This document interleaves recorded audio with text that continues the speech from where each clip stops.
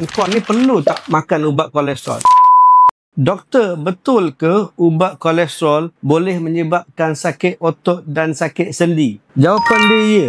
Antara kesan sampingan yang paling kerap pesakit boleh alami disebabkan ubat kolesterol adalah sakit otot, terutamanya sakit otot dekat bahu, dekat peha dan dekat punggung. Itu kesan sampingan yang paling kerap. Terpaksa tukar jenis ubat ataupun kurang dos ubat kolesterol tu. Tetapi soalan yang paling penting nak tanya adalah engkau ni perlu tak makan ubat kolesterol? Kalau dah pernah kena serangan jantung, ada sumbat saluran darah jantung, orang macam ni memang biasa kena makan ubat kolesterol. Kalau ada kesan sampingan, kena bincang balik dengan pakar jantung, tukar dos atau tukar jenis ubat kolesterol tu. Sendi ni pula lain. Kebiasaannya sakit sendi ni, sakit tulang ni tak ada kena-mengena dengan ubat kolesterol. Dia bukan kesan sampingan yang kerap kita nampak daripada ubat kolesterol. Sakit sendi biasanya tak ada kena-mengena, kena cari sebab lain. Sakit otot mungkin ya. Kalau kau suka konten macam ni, follow, like dan komen.